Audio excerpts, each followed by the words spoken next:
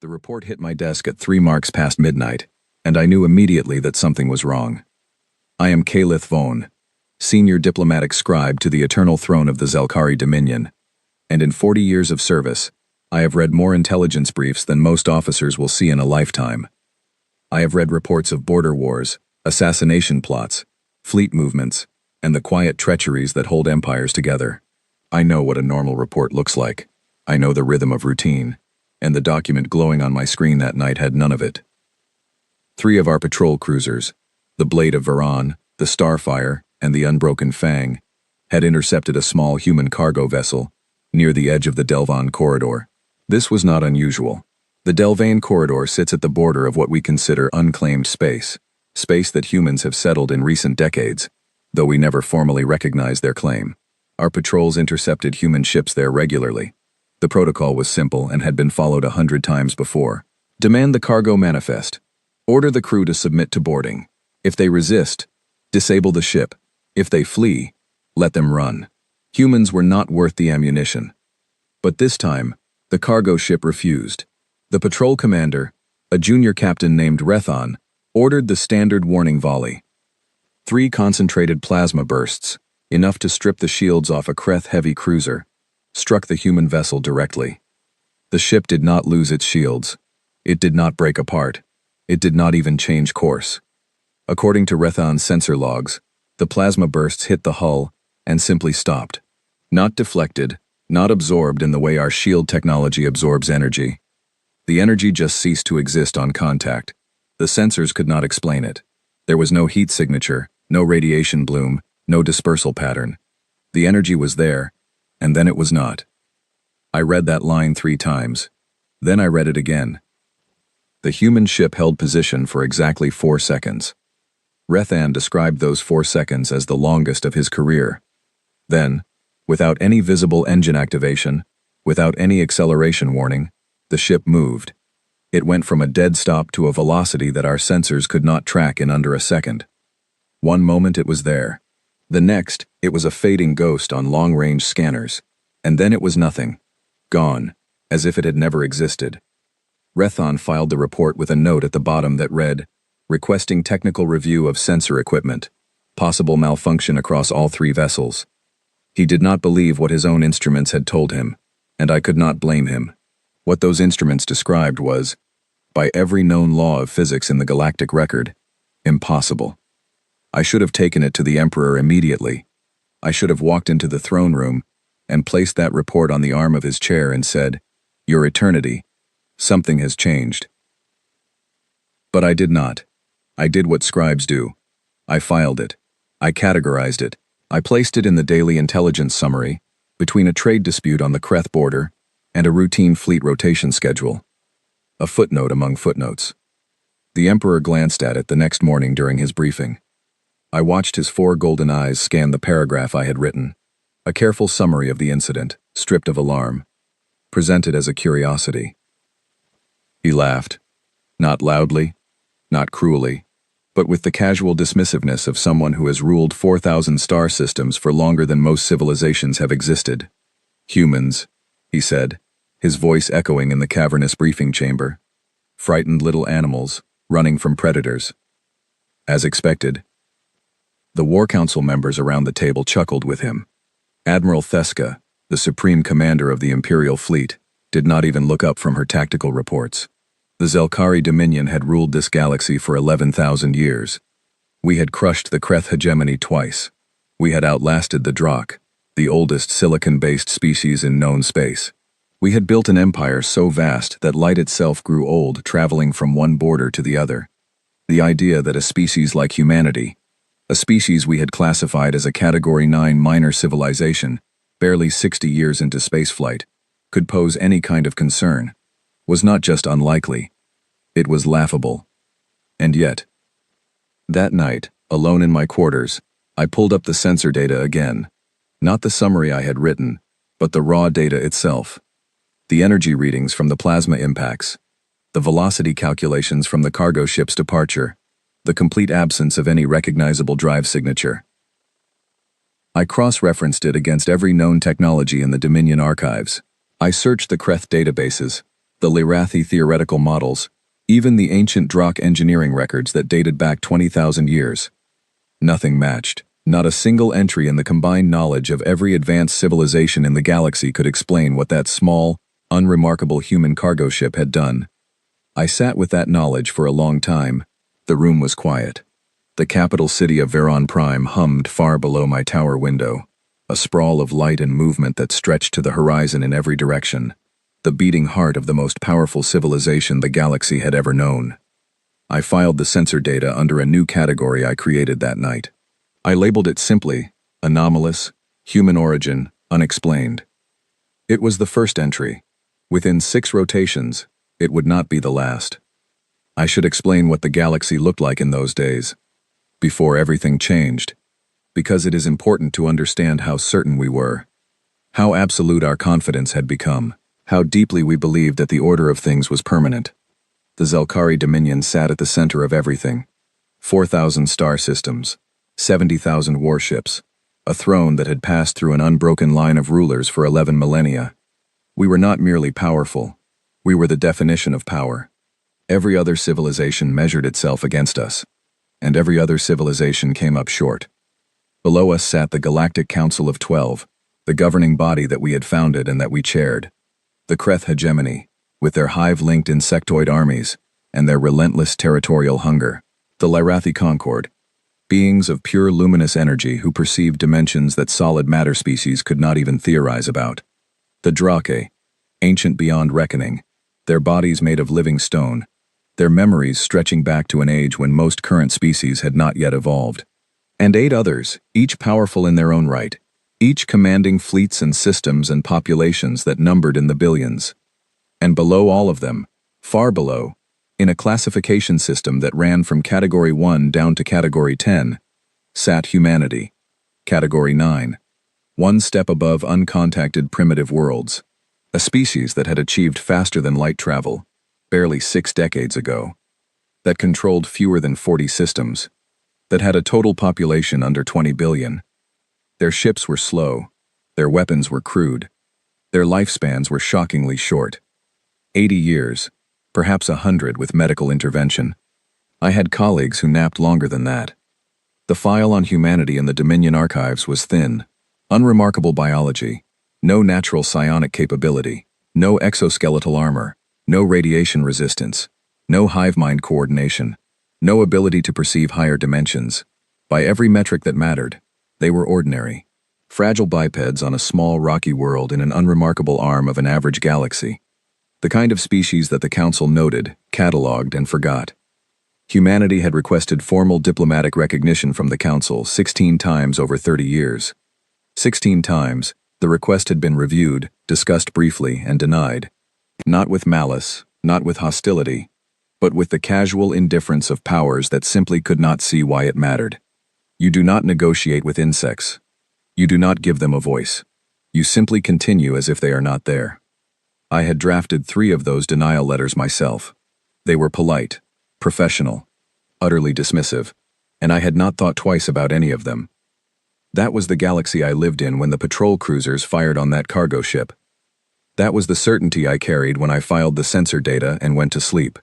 The humans were nothing. Everyone knew it. Every record confirmed it. Every analysis supported it. I did not yet understand that the most dangerous species in the universe is not the one with the sharpest claws or the strongest armor. It is the one that everyone underestimates. It is the one that has been told, again and again, that it does not matter, because that is the species with something to prove. And humans, as I would learn, had been proving things in silence for a very long time. In the 6 rotations that followed, I began to notice patterns, not the obvious kind that flash across intelligence screens in red, demanding attention, the subtle kind, the kind that only a scribe notices, because noticing is all we do.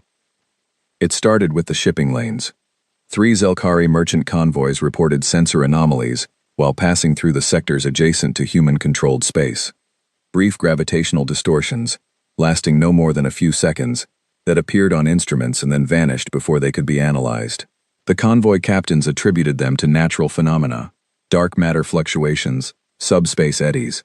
The usual explanations that spacefaring crews use when something happens that they cannot understand and do not wish to think about. I pulled the records and plotted the anomalies on a star chart. They formed a rough line, curving from the edge of the Delvon corridor through 3 uninhabited systems, and terminating at the border of a region our maps simply labeled as uncharted, human claimed. The line looked, to my eye, like a patrol route. But a patrol route for what? Our long-range sensors showed nothing in those systems. No ships, no stations, no energy signatures of any kind. Just empty space with unexplained gravity. I might have filed this as another curiosity and moved on. But 2 days later, a piece of information reached me that turned curiosity into genuine unease. It came from an unlikely source. The Kreth hegemony had sent a new ambassador to Veron Prime, an insectoid diplomat named Chitarak, who had a reputation for careful silence and a keen mind behind his compound eyes. We met at a diplomatic reception, one of those interminable functions where empires pretend to be friendly while counting each other's weapons. And over a glass of Zelkari ceremonial wine, Chitarak told me something that his government had not yet reported to the council. 12 Kreth scout ships had vanished near the human border. Not 1 or 2, which could be explained by mechanical failure or navigation error, but 12. An entire reconnaissance squadron. They had been conducting a survey of the region, mapping potential expansion routes, when they simply stopped transmitting. No distress signals. No weapons discharge detected. No debris found. 12 ships carrying over 300 crew members had entered human-adjacent space and disappeared as completely as if they had never existed. Chitarak's compound eyes shifted in a pattern I recognized as extreme agitation. "We sent a recovery fleet," he told me, his mandibles clicking softly. 40 warships. They found nothing. Not a fragment of hull, not a whisper of a signal. Just empty space. "My government is concerned, Calith. Quietly, of course. We do not wish to appear weak. But I tell you this because you are a scribe, and scribes understand the value of information that others overlook." I thanked him, and filed the conversation in my private records. That night I did not sleep. I lay in my quarters and stared at the ceiling, and tried to construct a scenario in which 12 military vessels could vanish without a trace near the territory of a Category 9 civilization. And I could not do it. Not with any technology I knew of. Not with anything in the Dominion archives. Not with anything that should exist. The following morning brought the Lyrathi warning. The Lyrathi Concord. Those strange and ancient beings of pure energy who float through the galaxy perceiving things that solid matter species cannot begin to comprehend, had sent a formal advisory to the council. It was couched in their typically cryptic language, a style that the other council members usually dismissed as mystical nonsense. But I read it carefully, and the words settled into my chest like ice. There is something in the dark between the stars that we cannot see. This is unprecedented. The Concord has perceived every object, every energy pattern, every gravitational thread in this galaxy for 9,000 years. We do not fail to see. We see everything. But now there is something that exists, and does not exist simultaneously. It moves. It has mass. It has purpose. And we cannot perceive it. This has not happened before. We advise caution. I read it 3 times. The Lyrathi could perceive dimensions beyond our comprehension. They could sense the gravitational signature of a single ship halfway across the galaxy. They could detect the energy output of a handheld communicator from 1,000 light-years away. And they were telling the council, in their careful, understated way, that something was out there that they could not see. Something that moved. Something with mass. Something with purpose. I tried to bring this to the attention of the War Council. I compiled a report that connected the patrol cruiser incident, the shipping lane anomalies, the Kreth disappearances, and the Lyrathi warning, into a single document. I titled it, Convergent Anomalies, Possible Strategic Concern, and I presented it at the next scheduled briefing. Admiral Theska did not let me finish. She was a brilliant military commander, perhaps the finest the Dominion had produced in 1,000 years. But she suffered from the same blindness that afflicted everyone in that room, the blindness of absolute power. The inability to imagine that something small could become something significant.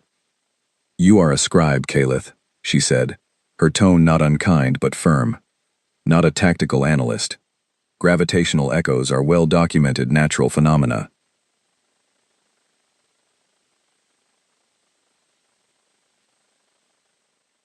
The Kreth lose ships because the Kreth are careless, and the Lyrathi see riddles everywhere because that is what energy beings do.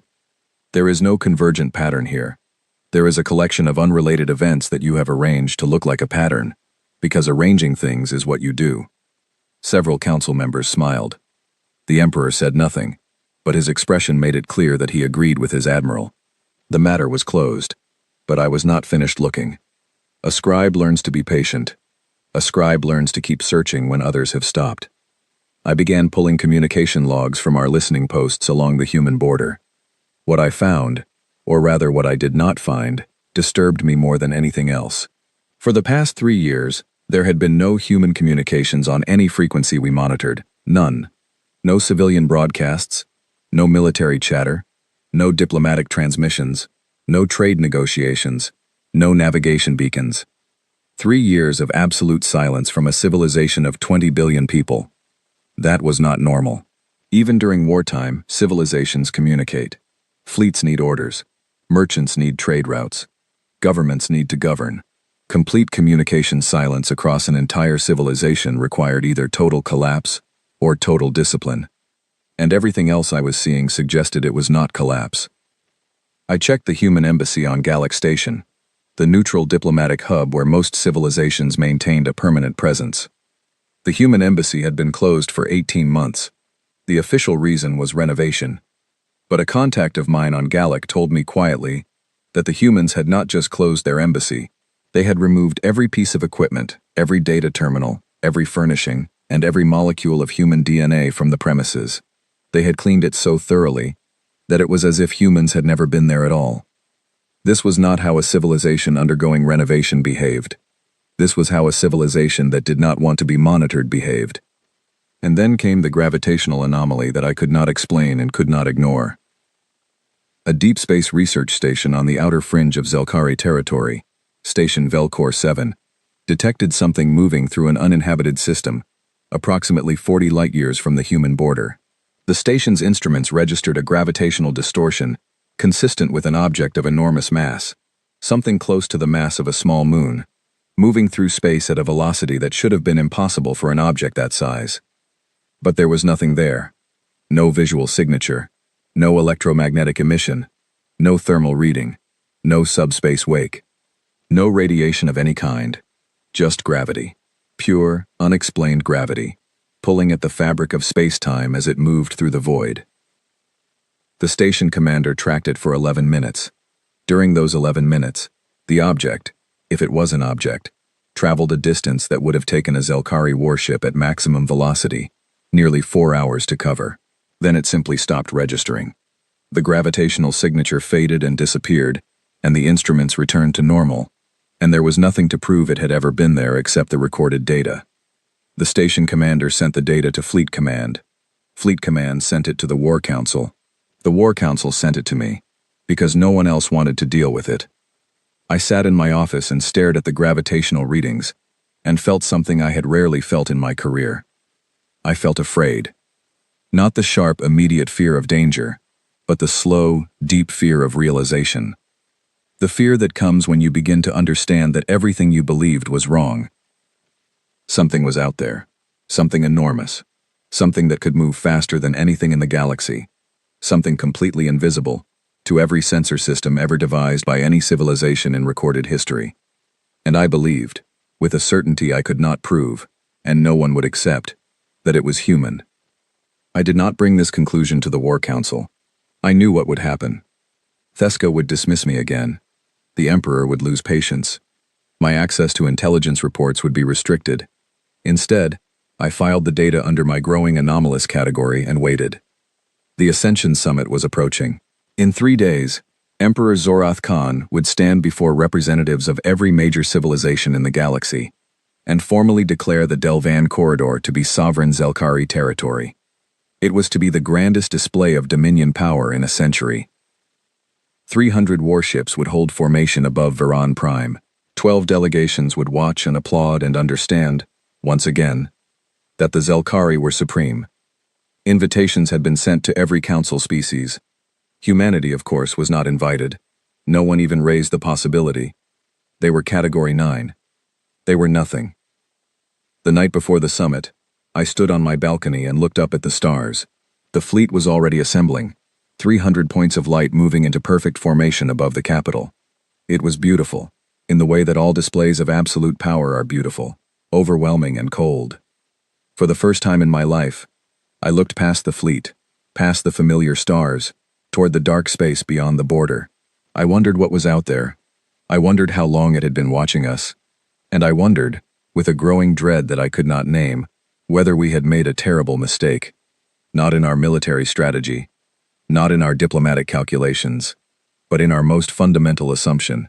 The assumption that if something was small, it would always remain small. The assumption that if something was quiet, it had nothing to say. I went to sleep that night, and I dreamed of silence.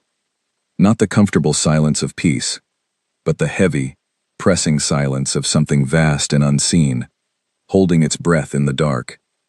The morning of the Ascension Summit, the Obsidian Citadel was alive with a grandeur that I had never seen matched in all my years of service, and I had witnessed ceremonies that would bring lesser beings to their knees. The Citadel itself was a monument to Zelkari supremacy.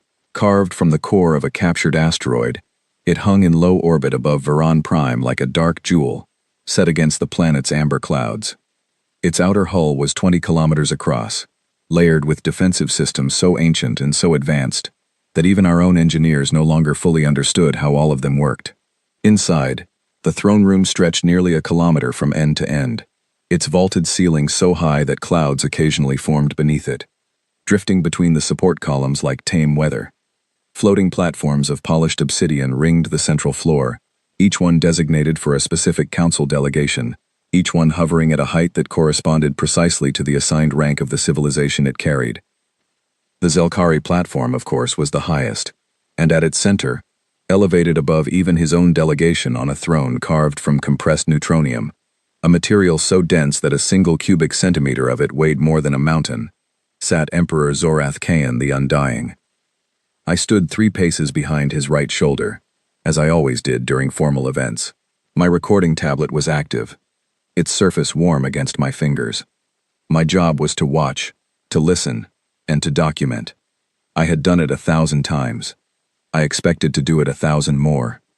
Below us, the throne room was filled with over 6,000 attendees. Every council species had sent their most impressive delegation. The Kreth hegemony had brought a full honor guard, 40 of their armored warriors standing in perfect formation on their platform, their chitinous plates gleaming under the Citadel's artificial sunlights. Ambassador Chitarak stood at their front, his compound eyes scanning the room with an alertness that I noticed and others did not.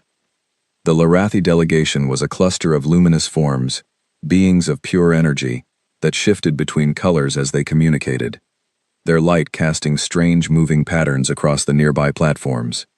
The elder among them, a being known as the Luminary, burned brighter than the rest, a cold blue-white radiance that was difficult to look at directly. The Drakh had sent a single representative, as was their custom. Their envoy was called Stone of Ages, a silicon-based being that stood nearly 4 meters tall and moved with the deliberate patience of a creature that had personally witnessed the rise and fall of civilizations. The Drakh did not rush. They did not need to.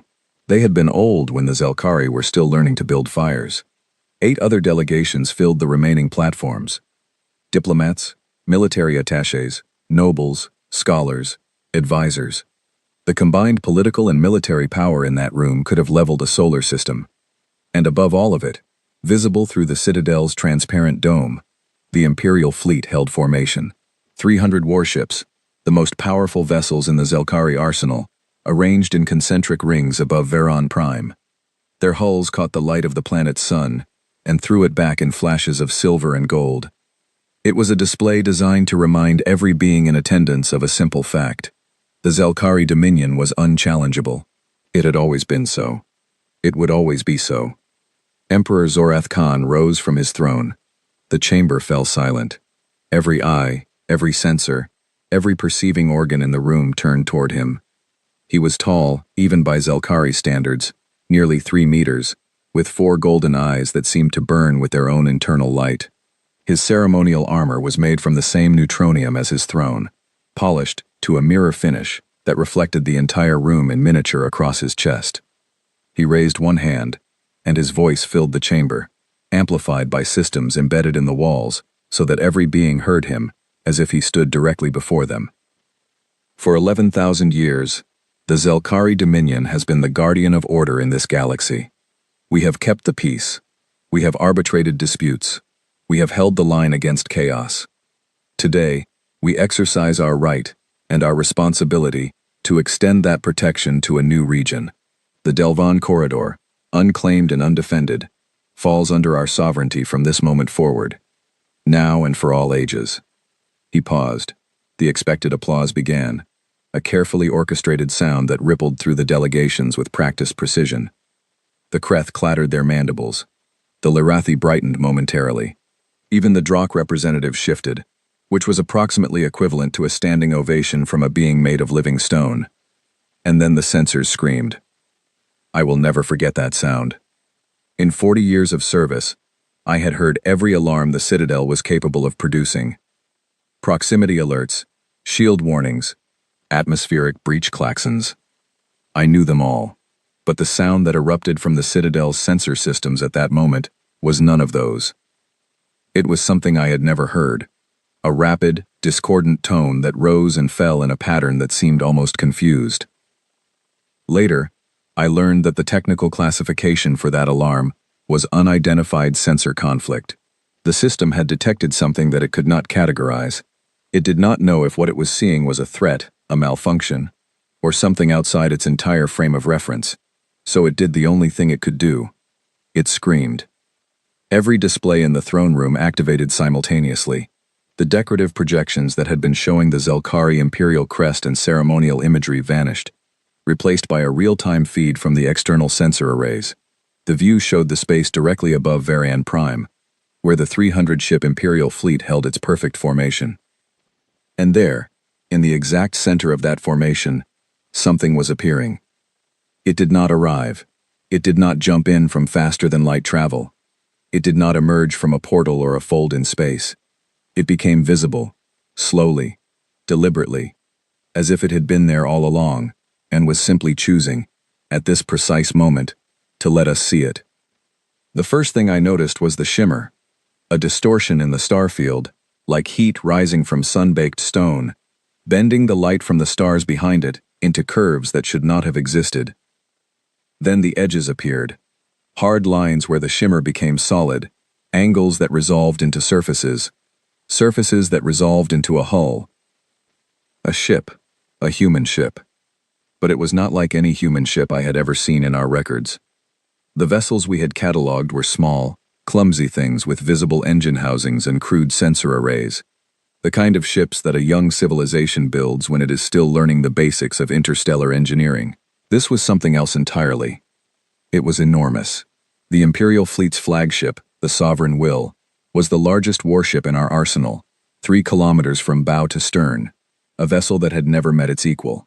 The human ship that materialized in the center of our fleet was more than 5 times that length.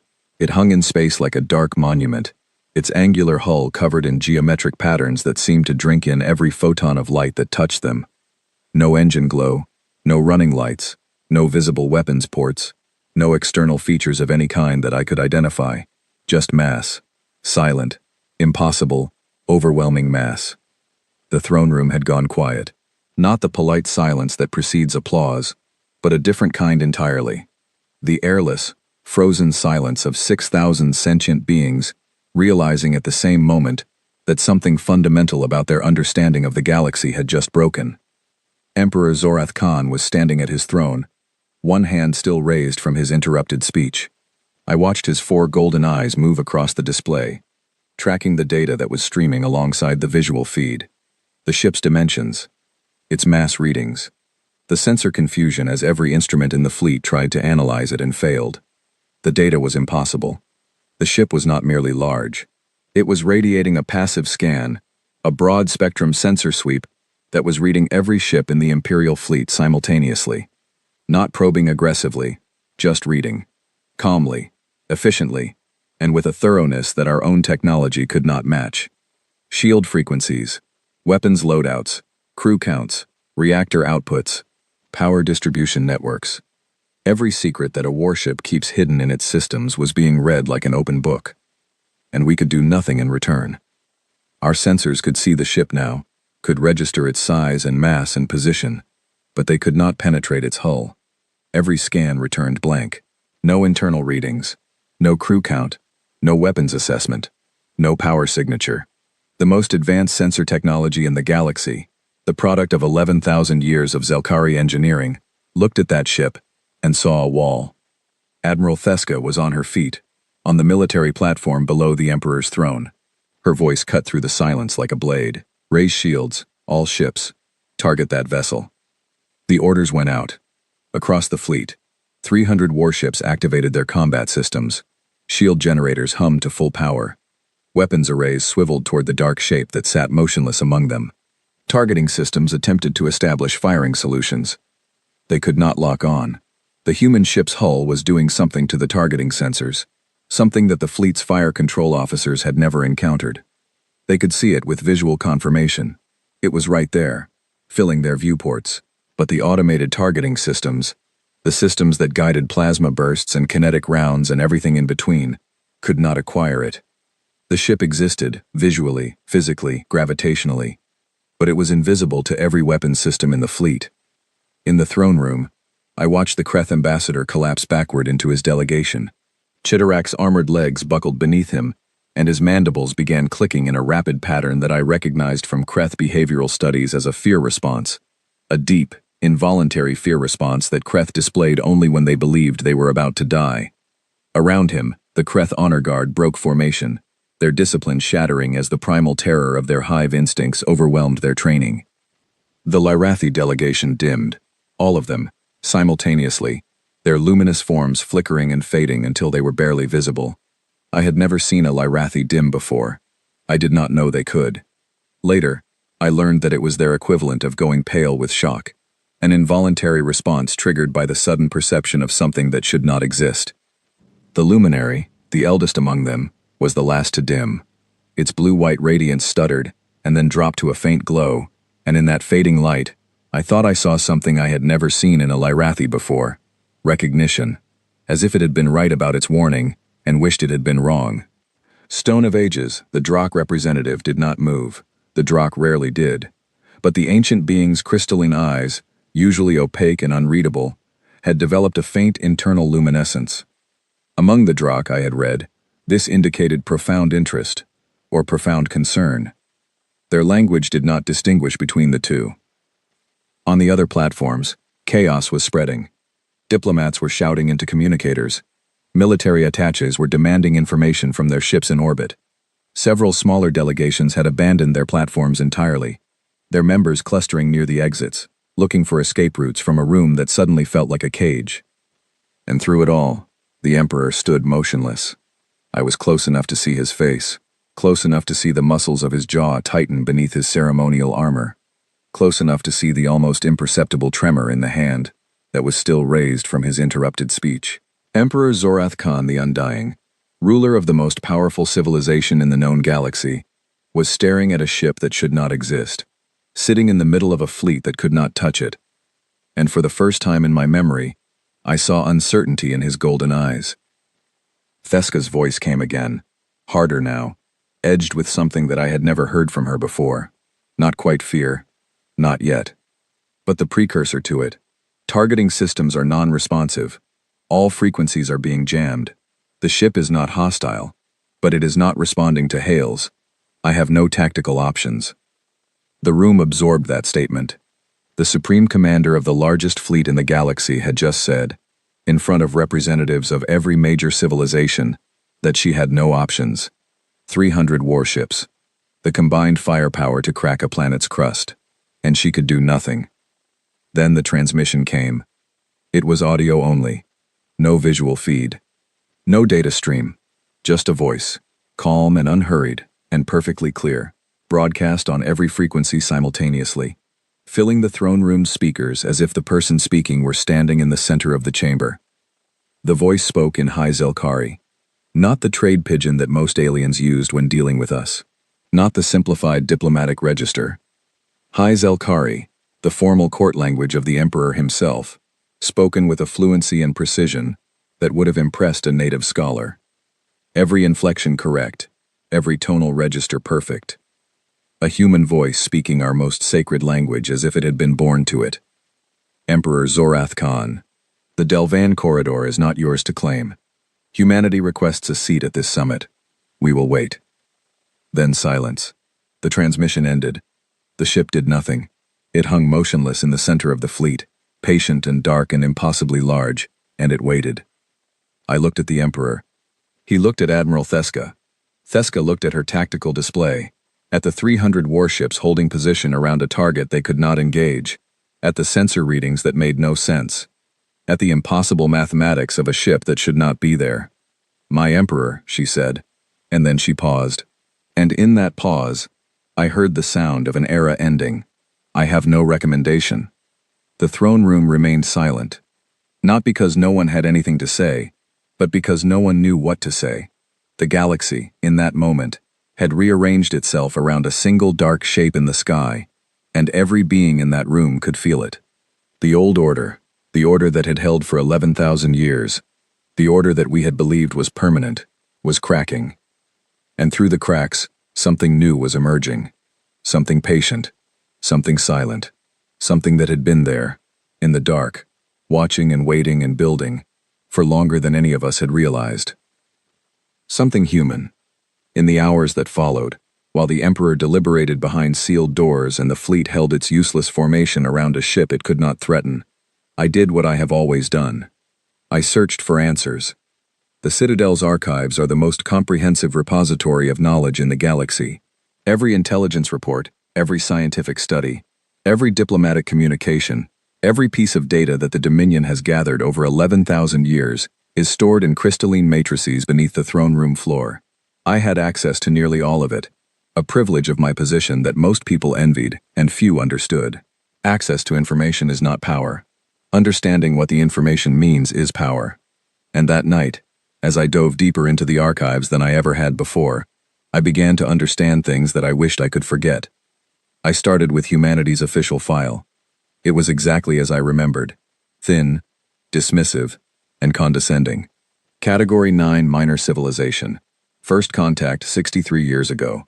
Homeworld designated Sol 3, a small rocky planet orbiting a yellow main sequence star in the outer arm of the galaxy. Population approximately 19 billion at last survey. Technological level assessed as primitive by galactic standards. Military capability rated as negligible. Diplomatic status denied. But now I was not reading for confirmation. I was reading for what we had missed. I pulled every interaction report between Zelkari officials and human representatives over the past 30 years. There were hundreds of them. Most brief, most dismissive.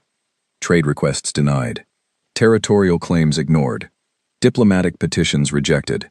And in every single interaction, the same note appeared in the human response column. A simple, polite acknowledgement of the denial, followed by a statement that humanity remained committed to peaceful dialogue. No threats, no anger, no demands. Just a quiet repetition of the same message. We are here. We wish to talk. We will try again. I counted the requests.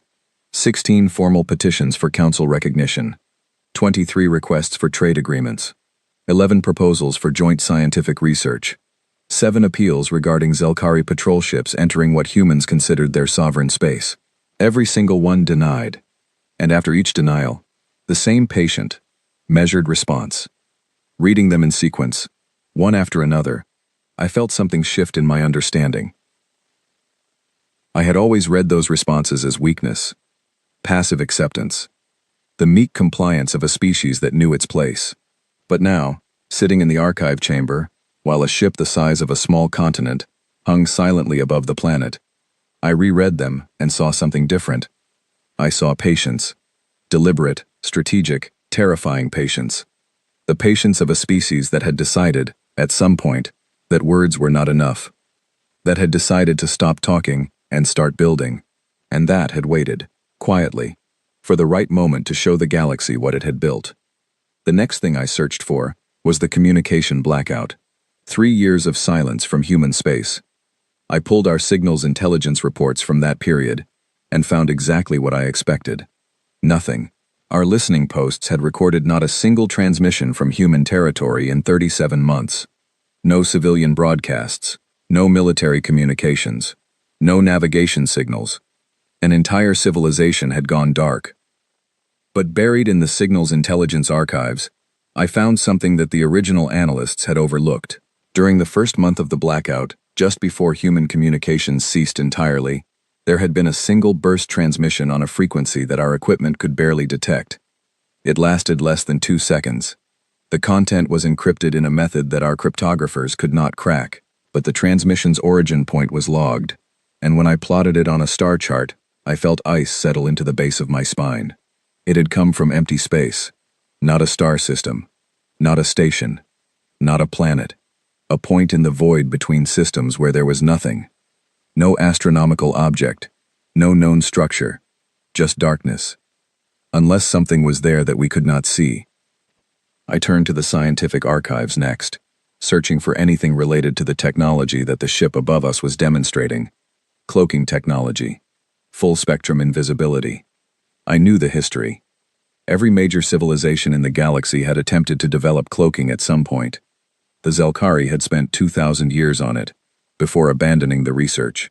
The Kreth had tried for 500. Even the Drakh, with their 20,000-year memory, had pursued it for 10 millennia before their greatest engineers declared it physically impossible. The problem was fundamental. To make something truly invisible, you had to hide it from every type of detection simultaneously. Light, heat, radiation, gravity, subspace resonance, quantum fluctuation. Defeating one or two was achievable. Defeating all of them at once required bending the fabric of space-time around the cloaked object, creating a bubble of distorted reality that let everything, light, gravity, energy, pass around it as if it were not there. The energy required to maintain such a bubble around anything larger than a molecule was calculated to be greater than the total output of a medium-sized star. It was not merely difficult, it was, by every model we had, impossible. And yet the ship above Veron Prime existed. It had been invisible to every sensor in the galaxy, until it chose not to be. It was not just invisible to light, it was invisible to gravity, to subspace detection, to quantum scanning, to the Lyrathi's energy perception, to everything. It was, for all practical purposes, a hole in reality that moved. The humans had done what every civilization in the galaxy said could not be done, and they had done it in 60 years. I sat with that realization for a long time, alone in the archive chamber, surrounded by the crystalline matrices that contained 11,000 years of accumulated knowledge. All of that knowledge, all of those centuries of research and discovery and engineering, and a species that had been traveling between stars for barely 6 decades had surpassed all of it. Not incrementally, not by a small margin. They had leapt so far ahead that our best scientists could not even theorize about how they had done it. Then I found the spectral analysis. While the ship's interior was invisible to our sensors, its hull was not, now that it had decloaked. Our fleet's instruments had been scanning it continuously since it appeared, and the spectral data on the hull material was available in the tactical database. I pulled it up and immediately called a materials science colleague, a researcher named Darveen who owed me several favors. Darveen analyzed the data for less than 10 minutes before calling me back. His voice was shaking. The hull material was unlike anything in any known periodic table. It appeared to be constructed at the atomic level, each individual atom placed with a precision that our manufacturing technology could not approach, not assembled molecule by molecule, which was the current frontier of Zelkari materials science. Atom by atom, each one positioned deliberately in a lattice structure that Darveen said would take him years just to model theoretically. He estimated that the manufacturing capability required to produce such a material was at least 500 years beyond the most advanced technology in the galaxy. 500 years. A Category 9 civilization, 60 years into spaceflight, was operating with technology that the galaxy's greatest powers would not achieve for 5 centuries. My last search was the one that tied everything together. I was looking for context, not technology, not military intelligence, but understanding. Why had humans done this? How had they done this? A species with no psionic ability, no hive mind coordination, no millennia of accumulated knowledge, no natural advantages of any kind, had somehow outpaced every civilization in the galaxy. What was different about them? I found my answer in a forgotten corner of the academic archives. A research paper, published 40 years ago by a Zelkari xenologist named Dr. Valith. Her thesis had been rejected by every academic institution on Veron Prime. Her colleagues had called it alarmist, unsupported, and borderline ridiculous. She had been stripped of her research funding and quietly pushed out of the scientific establishment. Her paper had been read by fewer than 30 people before being buried in the archives. I was perhaps the 31st. Dr. Valith had studied human cognition and compared it to every other spacefaring species in the galaxy. Her finding was simple and, in retrospect, devastating. Every advanced civilization had evolved with a specific cognitive advantage. The Kreth had hive-linked parallel processing, allowing millions of minds to work on a single problem simultaneously. The Lyrathi perceived additional spatial dimensions, giving them an intuitive understanding of physics that solid matter species could never match. The Drakh had institutional memory spanning 20,000 years, a continuous chain of knowledge never lost, never forgotten. Every species had its edge, its one great strength. Humans had none of these things. Their brains were generalist organs, good at many things but exceptional at nothing measurable. They could not process information in parallel like the Kreth. They could not perceive higher dimensions like the Lyrathi. They could not remember with the perfect fidelity of the Drakh. By every cognitive metric, they were average. But Dr. Valith had identified something that the metrics did not capture. Humans were adaptive in a way that no other species could match. When faced with a problem they could not solve, they did not accept failure. They changed their approach. They combined disciplines. They made intuitive leaps that defied formal logic. They failed repeatedly and treated each failure as information rather than defeat. And most crucially, they were driven by something that Dr. Valith struggled to translate into Zelkari, a concept that humans called spite. Not anger, not revenge, something colder and more enduring. The absolute refusal to accept a verdict imposed by others. The deep, burning determination to prove wrong anyone who said they could not. We had told them they were nothing. We had told them they did not matter. We had ignored them, dismissed them, and denied them a voice, 16 times over 30 years. And instead of accepting it, they had gone quiet, and in the silence, they had built something that could make the galaxy listen. I closed the archive terminal and sat in the dark for a long time. The citadel hummed around me. Somewhere above, a ship that should not exist waited with a patience that I now understood was not passivity but discipline. Somewhere in the sealed council chambers, the Emperor was trying to decide what to do about a problem that he had created by refusing to acknowledge that it was there. And I understood, at last, what we were dealing with. Not an enemy, not a threat. A species that had been given every reason to come with weapons drawn, and had instead come with a single ship and a single sentence. A request, not a demand. A chair, not a conquest. That, more than the technology, more than the cloaking, more than the impossible hull material, was what frightened me. The weapons I could understand, the restraint I could not. The Emperor summoned me at dawn. I found him alone in his private chamber, a small room by Citadel standards, barely 30 meters across, with a single viewport that looked out over Veron Prime. The planet's amber clouds swirled below, lit by the first rays of the sun, and above them, visible even in the brightening sky, the dark outline of the human ship remained. It had not moved. It had not transmitted. It had simply waited through the long night, as promised. Zorath Khan was standing at the viewport, still wearing his ceremonial armor, though it was clear he had not slept. His 4 golden eyes were focused on the dark shape above, and when he spoke, his voice was quieter than I had ever heard it. You read the reports that others discard, Kalith. You see the patterns that others dismiss. Tell me what we are facing. I had prepared for this question. I had been preparing for it all night. But standing before the Emperor, speaking the words aloud, made them heavier than they had been in my mind. A species that was told it was nothing, your eternity. 16 times, they asked for a voice, and 16 times, we refused them. They did not argue. They did not threaten. They simply stopped asking and started building. Everything we have seen, the cloaking technology, the impossible speed, the hull material, the communication blackout. It all leads to the same conclusion. They spent the last 3 years, at minimum, preparing for this moment. Not a moment of war, a moment of demonstration. The Emperor did not turn from the viewport. You believe they could destroy us. I believe that if they wanted to destroy us, they would have arrived differently. That ship appeared in the center of our fleet, read every vessel's systems in seconds, and made itself immune to our weapons. And then it asked for a conversation. That is not how a species begins a war. That is how a species proves it does not need one. The Emperor was quiet for a long time.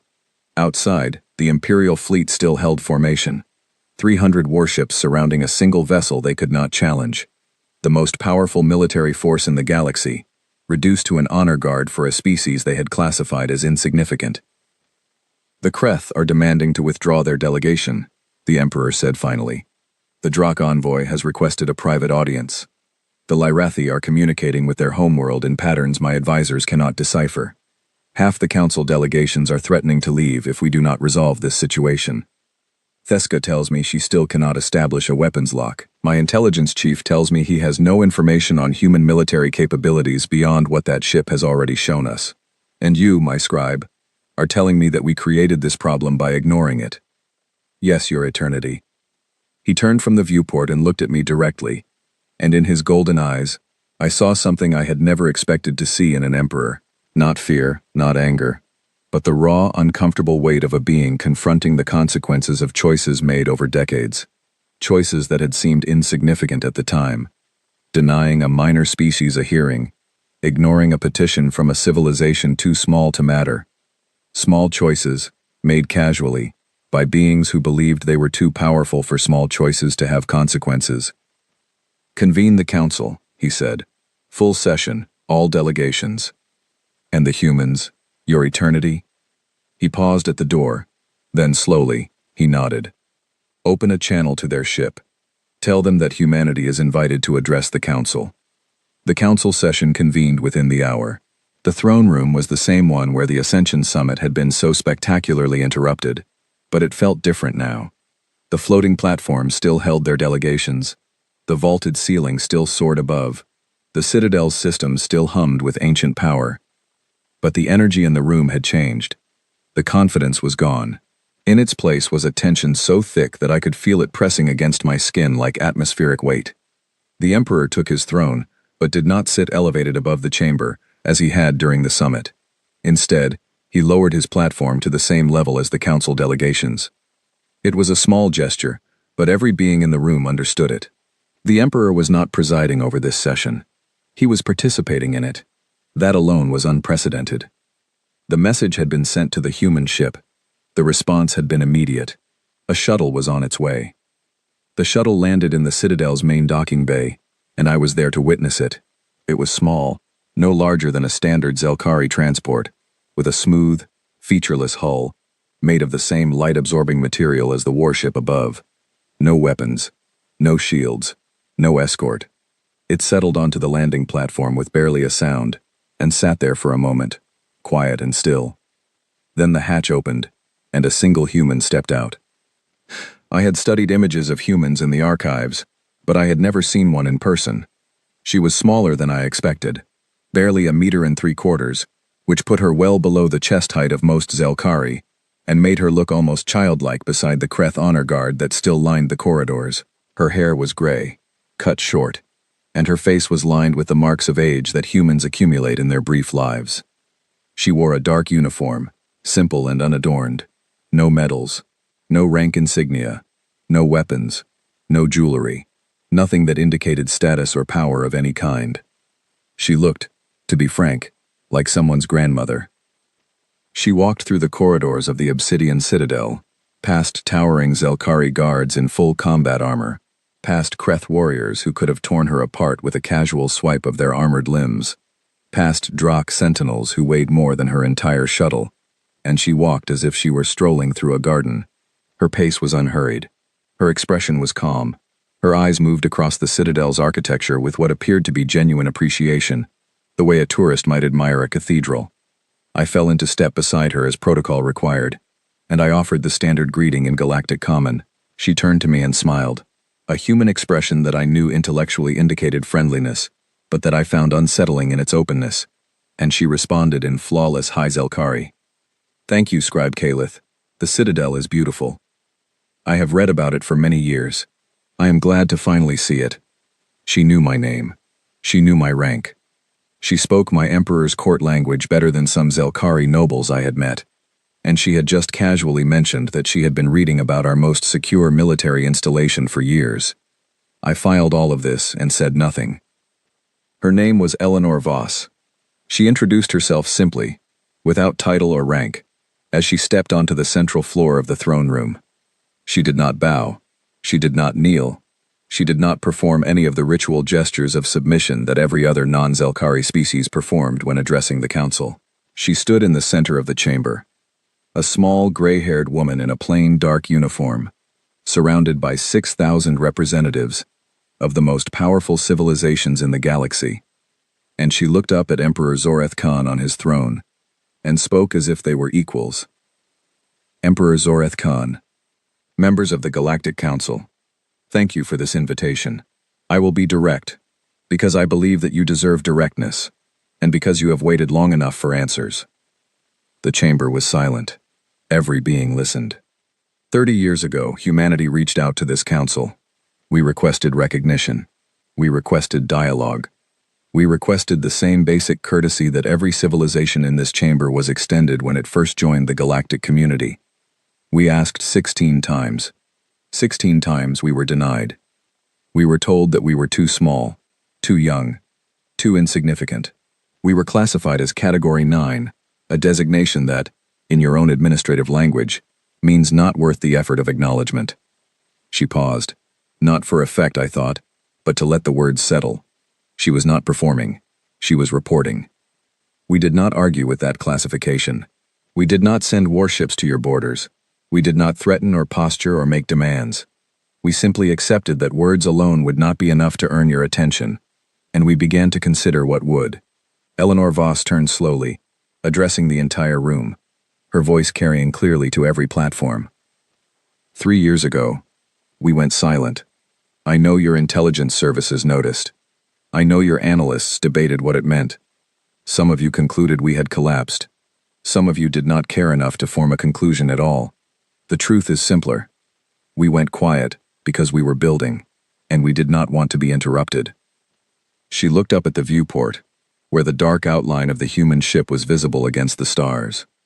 The vessel above your planet is the silent testimony. It is the first ship of its class. I will not tell you how many more exist. I will not tell you where they are.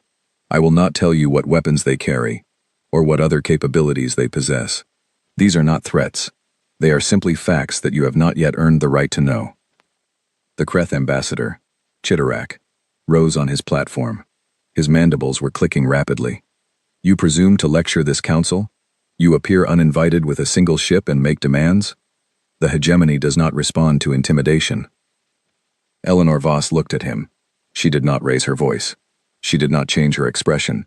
She simply looked at him with those strange, flat human eyes and said, "Ambassador Chitarak, we know about your 12 missing scout ships. Their crews are alive. They have been our guests for the past 8 months, treated with courtesy and respect. We will return them to you, all 314 of them, as a gesture of good faith. They are unharmed. They have been well fed.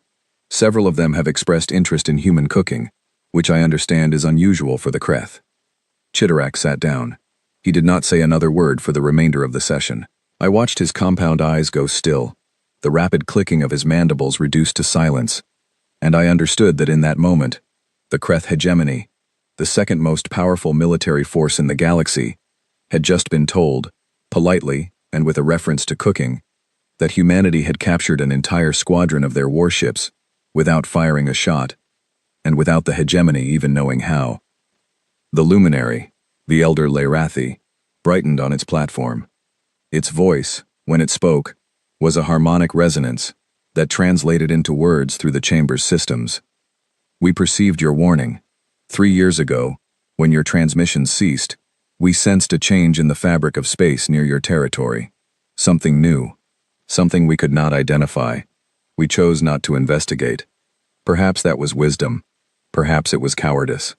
Tell us, human, what do you want? Eleanor Voss nodded toward the Lirathi, a gesture of respect.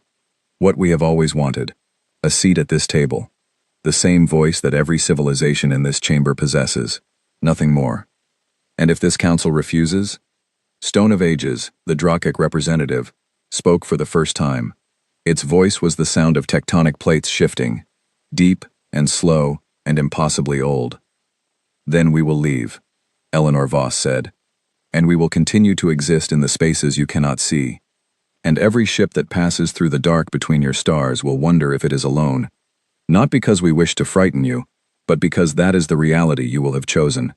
We would prefer a different reality, one where we can sit in this room and talk as equals about the future of a galaxy that belongs to all of us. The chamber processed this. I could see the calculations happening in real time across every delegation platform. The military implications, the political ramifications, the sheer scale of what was being offered and what was being implied. The Lirathi Concord moved first.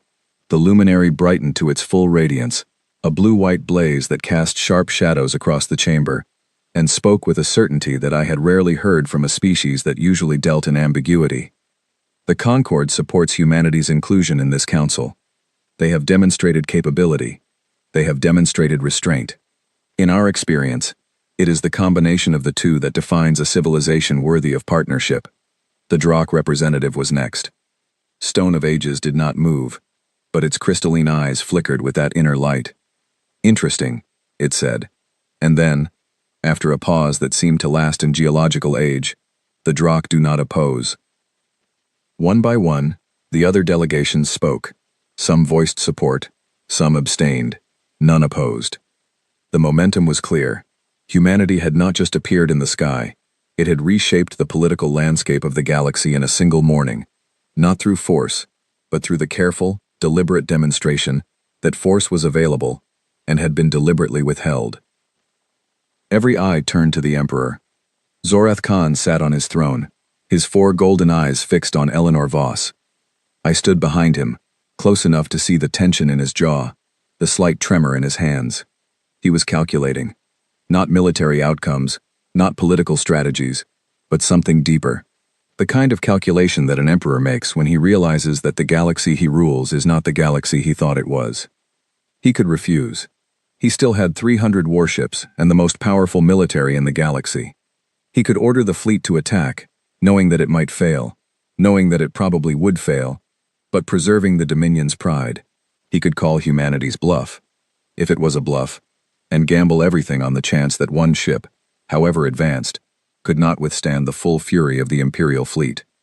Or he could do what Eleanor Voss had done when humanity was denied 16 times. He could adapt. The silence stretched. I counted my own heartbeats. 5, 10, 20. Then Emperor Zorath Khan the Undying, ruler of 4,000 star systems, lord of the Obsidian Citadel, chair of the Galactic Council for 11,000 years, looked at the small gray-haired woman standing on the floor of his throne room, and spoke 4 words. "Bring a chair, now." The command echoed through the chamber. An attendant, moving with the shocked haste of someone who has just witnessed history pivot on a phrase, brought a seat. It was a simple chair, hastily retrieved from an anteroom, made of polished Zelkari wood, unadorned and ordinary.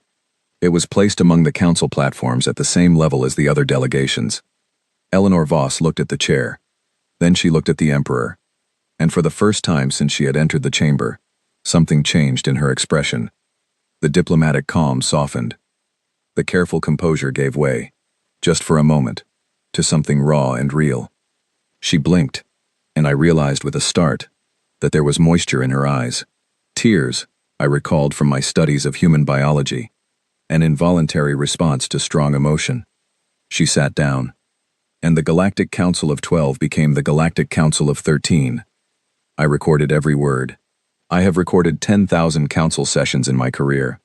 I have documented wars and treaties, coronations and abdications, the rise of empires and the fall of civilizations. And I can tell you, with the certainty of a scribe who has spent his entire life in the service of history, that no session I have ever recorded will be remembered the way this one will. The galaxy did not change that day because of a weapon. It did not change because of technology, though the technology was beyond anything we had imagined. It did not change because of threats or ultimatums or displays of destructive power. It changed because a species that had every reason to arrive in fury arrived instead in patience. They could have decloaked their ship with weapons armed and shields raised. They could have destroyed the fleet, cracked the citadel, and burned Varan Prime to glass.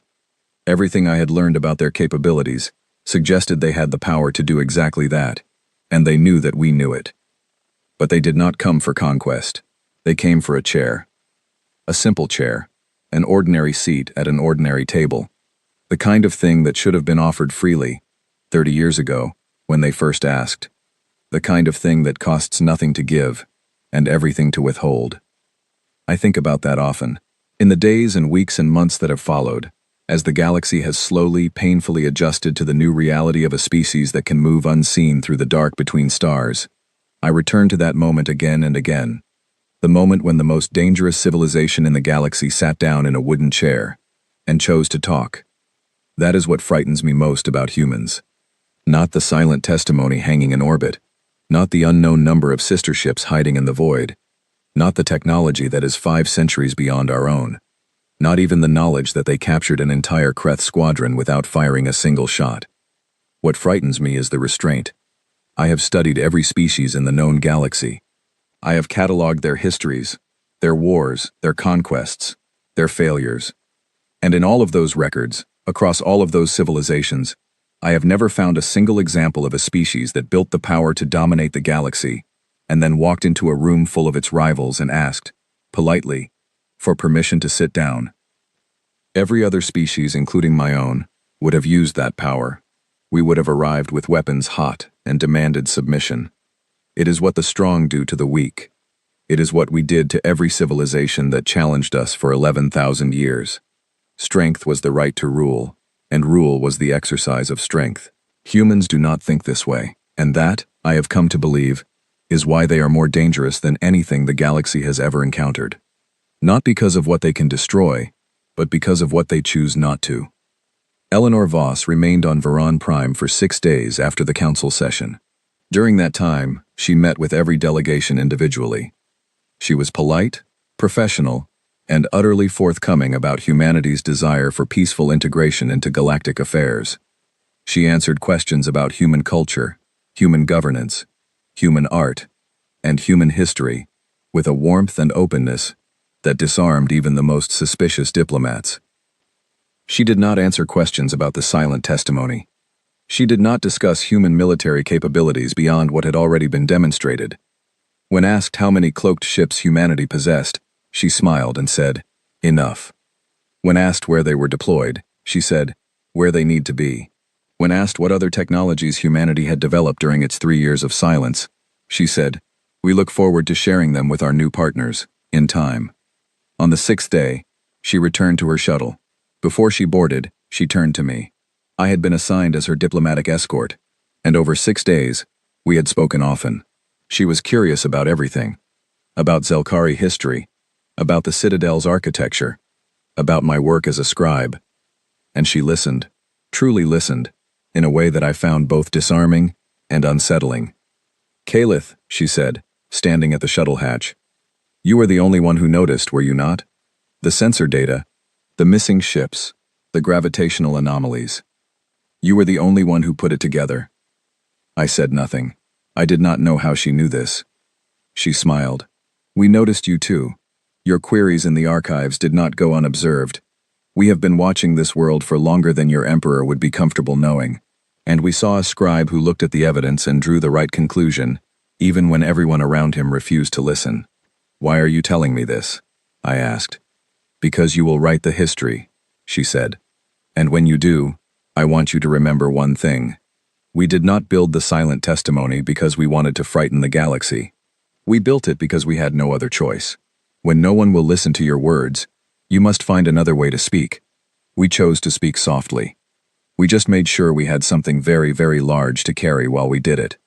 She stepped into the shuttle, and the hatch closed, and the small vessel rose through the Citadel's docking bay and returned to the dark ship above. An hour later, The silent testimony reactivated its cloak. One moment it was there, a vast shadow against the stars.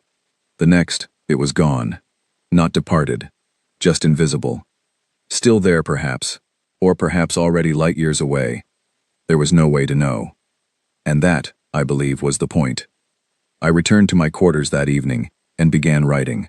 Not a report, not an intelligence brief, not a diplomatic summary. A record. A true account of everything that had happened, from the first anomalous sensor reading to the chair in the throne room. I wrote because that is what scribes do. We preserve the moments that matter, so that those who come after us can understand what changed, and why, and what it means.